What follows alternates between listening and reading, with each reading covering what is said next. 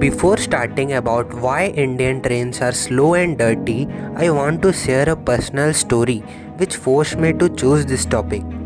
जब मैं दिल्ली से वापस अपने घर छत्तीसगढ़ जा रहा था, मेरी ट्रेन दोपहर के 3 बजे थी। पर जब मैं स्टेशन पहुंचा, वहां मुझे पता चला कि मेरी ट्रेन रीशेड्यूल हो चुकी है बाय 6 आवर। फिर मैंने सोचा कि 6 घंटे टाइम पास कैसे किया जाए, तो घूमने चलते हैं। बट हैवी लगेज के कारण मैंने प्लान ड्रॉप कर दिया। उस दिन सिर्फ मेरी ही ट्रेन नहीं, सारी ट्रेन्स डिलेड या फिर रीशेड्यूल थी। उसकी वजह से स्टेशन में वेट करने की भी जगह नहीं थी। फिर मुझे जैसे तैसे एसी वेटिंग रूम में एक सीट मिला। 6 घंटे वेट करने के बाद मुझे पता चला कि मेरी ट्रेन 2 आवर्स और डिले हो चुकी है। So after 8 hours of delay I boarded the train. और फॉग की वजह से मेरी ट्रेन 7 आवर और डिले हो गई और मैंने अपने डेस्टिनेशन 15 आवर डिले के बाद पहुंचा। After that incident I decided to make this video. इसलिए आज मैं बताऊंगा क्यों Indian train slow, dirty and overcrowded हो गई है।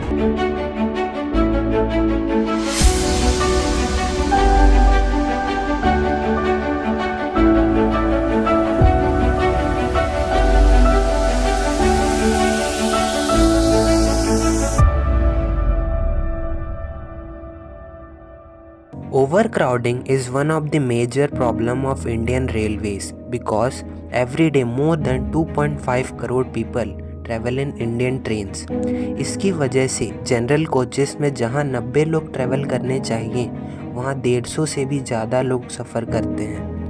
आप सोच रहे होंगे इसका इजी सोल्यूशन ये है कि जनरल कंपार्टमेंट इंक्रीज़ कर दिए जाए, बट इसका एग्जैक्ट ऑपोजिट हो रहा है।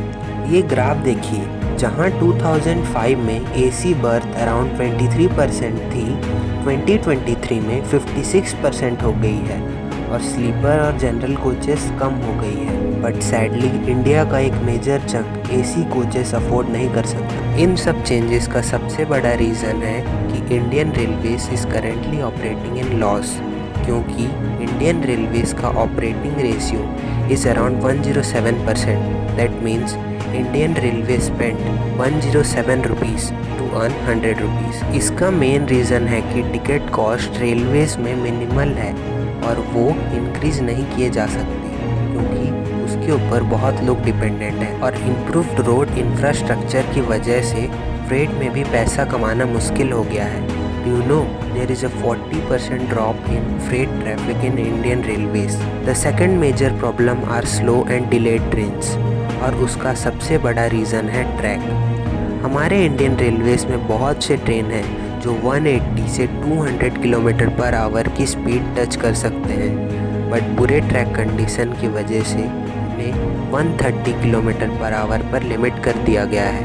क्या आपको पता है कि 1950 से 2013 के बीच में नंबर ऑफ पीपल पर kilometre has increase by 1642%, but the percentage growth of tracks in Indian railways is only 23%, जिसकी वजह से average speed of premium train in India is only 55 kilometre per hour, जहाँ की चाइना और Europe में average train speed is around 300 kilometre per hour. Indian trains are not only slow, they are dirty, unhygienic and has one of the worst waste management system. Today, Indian Railways is in a condition where it cannot increase the fare price due to political reason, and they don't know how to operate at lower cost like private player. So the only solution to improve Indian Railways is by public-private partnership.